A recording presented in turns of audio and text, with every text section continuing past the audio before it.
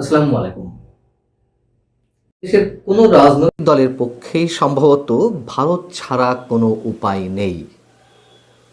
ভারতের সঙ্গে শেষমেশ জামাতেরও যে গোপন আঁতাত হচ্ছে তা অনেকখানি সম্ভবত প্রকাশ পেয়ে গেছে। দিনরাত, সারা দিন, সারা বছর যেসব রাজনৈতিক দল ভারত বিরোধিতাকেই তাদের রাজনৈতিক পুঁজি হিসেবে নিচ্ছে, সারা দিন রাত ভারতের বিষোদ্গার করছে, তারাও এখন ভারতের শরণাপন্ন হচ্ছে বা ভারত যা বলছে তাই শোনার চেষ্টা করছে, অথবা ভারতের আনুকূল্য চাইছে। যদি কেউ এমনটা মন্তব্য করে থাকেন, খুব বেশি কি ভুল হবে? বাংলাদেশের জামাতে ইসলামীর আমির ডাক্তার শফিকুর রহমান এবছর শুরুর দিকে ভারতের কয়েকজন কূটনীতিকের সঙ্গে বৈঠক করেছেন, বা ভারতের দুজন কূটনীতিক শফিকুর রহমানের সঙ্গে বৈঠক করেছেন, যেভাবে বলি না কেন, সেটি প্রকাশ পেয়ে গেছে বুধবার নিজের বাসভবনে বসে আন্তর্জাতিক বার্তা সংস্থা রয়টার্সকে যে সাক্ষাৎকার দিয়েছেন, সেই সাক্ষাৎকারের মধ্যে তার বক্তব্য থেকে এই বিষয়টি বের হয়ে এসেছে এবং এটি নিয়ে সারা দেশেই এখন ব্যাপক হইচই শুরু হয়েছে। জামাতের আমির রয়টার্সকে বলছিলেন যে অন্যান্য দেশের কূটনীতিকেরা যেমন প্রকাশ্যে তার সঙ্গে সৌজন্য সাক্ষাৎ করেন, ভারতীয় কূটনীতিক তেমনটি করেননি। মানে তিনি ভারতীয় কূটনীতিকের উপর দায় চাপিয়ে দিচ্ছেন যে ভারতীয় কর্মকর্তা বৈঠকটি গোপন রাখার জন্য অনুরোধ করেছিলেন।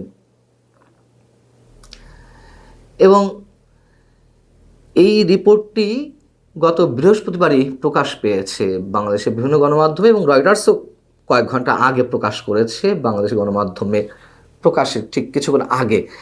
এখন গণমাধ্যমে কোনো গণমাধ্যমে এসেছে যে ভারতের সঙ্গে জামাতের আমিরের গোপন বৈঠক, এরকম হেডলাইন দিয়ে নিউজ আসছে। সেটি আবার প্রতিবাদ করেছেন ডাক্তার শফিকুর রহমান সাহেব। তিনি তার ফেসবুক পেজে একটি স্ট্যাটাস দিয়েছেন, আমি একটু ছোট করে আপনাদেরকে পড়ে শোনাই। তিনি বলছেন যে আন্তর্জাতিক মিডিয়া রয়টার্সকে গতকাল দেওয়া এক সাক্ষাৎকারে রয়টার্সের একজন সাংবাদিক আমাকে জিজ্ঞাসা করেন, ভারত যেহেতু আপনাদের প্রতিবেশী দেশ, তাদের সঙ্গে আপনাদের কোনো যোগাযোগ আছে কি না, কোনো কথাবার্তা বা বৈঠক হয় কি না। আমি তখন বলেছিলাম, গত বছরের মাঝামাঝি সময়ে আমি অসুস্থ হওয়ার পর চিকিৎসা শেষে যখন বাসায় ফিরি, তখন দেশ বিদেশের অনেকেই আমার সঙ্গে সাক্ষাৎ করতে আসেন। অন্যান্য দেশের সম্মানিত কূটনীতিবৃন্দ যেমন এসেছেন, তেমনি তখন ভারতের দুজন কূটনীতিকও আমাকে দেখতে আমার বাসায় এসেছিলেন। অন্যান্যদের মতো তাদের সঙ্গেও আমার কথা হয়েছে। এবং তিনি বলছেন যে আমরা তাদের সঙ্গে আলাপ আলোচনার সময় বলেছিলাম, যত কূটনীতিক এখানে আসেন তাদের সকলের বিষয়ে আমরা পাবলিসিটিতে দিয়েছি, প্রচার করেছি। আপনাদের এই সাক্ষাৎও আমরা পাবলিসিটিতে দিতে চাই। তখন তারা আমাকে এটি না দেওয়ার জন্য অনুরোধ করেন। আমরা বলেছিলাম যে পরবর্তীতে যখনই আপনাদের সঙ্গে দুই দেশের স্বার্থ সংশ্লিষ্ট বিষয়ে কোনো বৈঠক হবে, তা অবশ্যই পাবলিসিটিতে যাবে। এগুলো উল্লেখ করে তিনি লিখছেন ফেসবুক স্ট্যাটাসে যে আমি বিস্মিত যে আমাদের কিছু দেশীয় মিডিয়া ভারতের সঙ্গে জামাত আমিরের গোপন বৈঠক হয়েছে বলে সংবাদ পরিবেশন করছে। ভবিষ্যতে প্রকৃতি বিষয় না জেনে এমন বিভ্রান্তিকর সংবাদ পরিবেশন করা থেকে বিরত থাকার জন্য সংশ্লিষ্টদের প্রতি আহ্বান জানাই। আমির সাহেব কেন বিস্মিত হচ্ছেন? গোপন তো রেখেছিলেন। গোপন যেহেতু রেখেছিলেন, আবার আপনার কথা যদি সত্য হিসেবে ধরে নিই যে ভারতেও কূটনীতিকরা গোপন রাখতে বলেছেন, তাহলে দুপক্ষ থেকে গোপন রাখা হয়েছে, তাহলে এটিকে আমরা কেন গোপন বৈঠক বলবো না? যদি গণমাধ্যম শিরোনাম করে যে জামাতের আমির এবং ভারতের প্রতিনিধিদের মধ্যে গোপন বৈঠক, ভুলটা কোথায়? এতে বিস্মিত হওয়ার কি আছে? ভারতের কূটনীতিকরা তার সঙ্গে বৈঠক করতেই পারেন, এতে আমরা অস্বাভাবিক কিছু দেখি না। যে কোনো দেশের কূটনীতিকরাই জামাতের আমিরের সঙ্গে বা যে কোনো দলের প্রধানের সঙ্গে বৈঠক করতে পারেন। কিন্তু কেউ বৈঠক করে যদি কেউ গোপন রাখতে বলে, সেটি কেন রাখতে হবে? প্রশ্ন তো সেখানেই। আমাদের নিশ্চয় মনে আছে 2024-এর 7 জানুয়ারি নির্বাচনের আগে জাতীয় পার্টির বর্তমান চেয়ারম্যান GM কাদের সাহেব গিয়েছিলেন ভারত সফরে। সেখানে তিনি বিভিন্ন রাজনৈতিক দলের শীর্ষ নেতাদের সঙ্গে বৈঠক করলেন, বিজেপি নেতাদের সঙ্গেও বৈঠক করলেন। তিনি যখন দেশে ফিরে এলেন, বিমানবন্দরে নামার পর সাংবাদিকরা তার কাছে জিজ্ঞাসা করেছিল যে কী আলোচনা হলো ভারতে। তিনি কোনো কথা বলতে চাইলেন না, মুখে কুলুপ এঁটে রইলেন। তিনি সরাসরি বললেন যে ভারতের নিষেধ আছে, এখনই কিছু বলা যাবে না।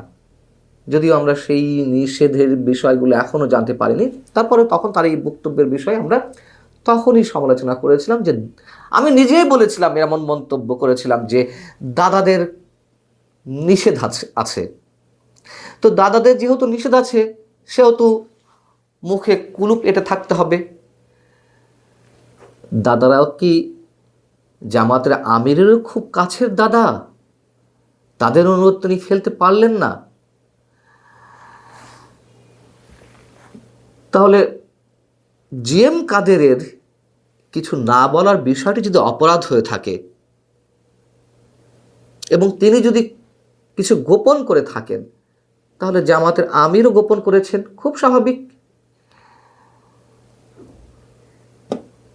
যদি প্রশ্ন করি যে সেই বৈঠকে কি কথা হয়েছিল, কি নিয়ে আলোচনা হয়েছিল, সাহস আছে জামাতের আমির ডাক্তার শফিকুর রহমানের সেগুলো প্রকাশ করার? আমার মনে হয় না, প্রকাশ করার সাহস নেই। যদিও তিনি বলেছেন পরবর্তী থেকে সব কিছু পাবলিক করা হবে, ওটা আগে পাবলিক করুন, কি কথা হয়েছিল। আবার জামাতের নেতৃত্ব মেনে নিয়ে যে এনসিপি জোটে গেছে, নির্বাচনী জোটে, এবং প্রথম থেকে বলা হচ্ছিল এটি জামাতের বি টিম, যাও সেগুলো তো প্রমাণ হয়ে যাচ্ছে, সব কিছু যা যা বলেছিল আমরা সব কিছু প্রমাণ হচ্ছে।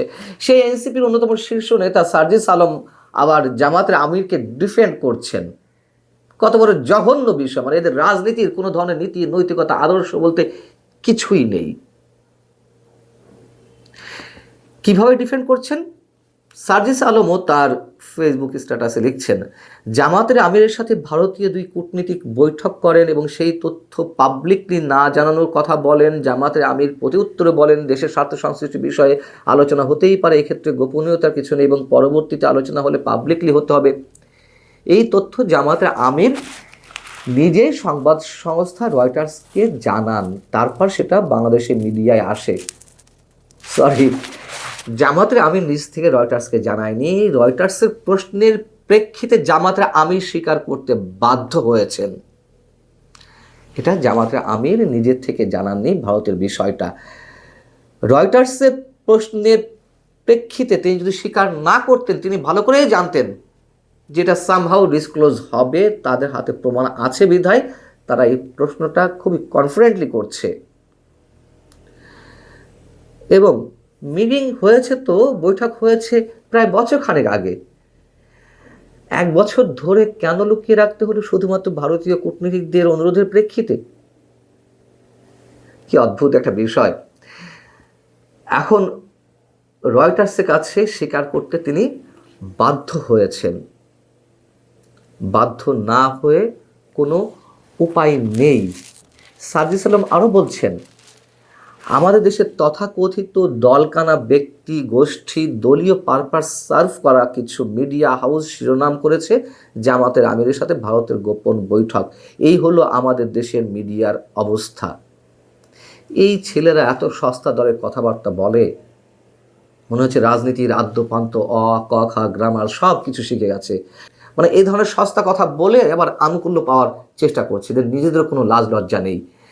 সারা দিন সারা বছর দিল্লি না ঢাকা, ঢাকা ঢাকা এই স্লোগান দিতে দিতে মুখে ফেনা তুলে ফেলছে, অথচ নির্বাচনকে সামনে রেখে তারা আবার দিল্লির দিকেই তাকিয়ে আছে। দিল্লির কথাই কখনো কখনো অনেক কিছু গোপন করছে, কখনো কখনো আবার দিল্লির বিরুদ্ধে যুদ্ধংদেহী মনোভাব পোষণ করছে। দিল্লি আক্রমণ করা হবে, 7 সিস্টার্স ভেঙে দেওয়া হবে, আবার এদিকে দিল্লির সাথে গোপনে কথাবার্তা, সেটিকে আবার ডিফেন্ড করছে। এটিকে কেন্দ্র করে আবার বাংলাদেশের গণমাধ্যমকে অ্যাটাক করছে। গণমাধ্যমের কোনো দোষ নেই, গোপন বৈঠককে গোপন বৈঠকই বলতে হবে, এখানে ওপেন বৈঠক বলার কিছু নেই। আমরা আরও অনেক কিছু দেখতে পারবো নিশ্চয়ই সামনের দিনগুলোতে। ভালো থাকুন সে পর্যন্ত, অবশ্যই নিরাপদেও থাকতে হবে আমাদের। আল্লাহ হাফেজ।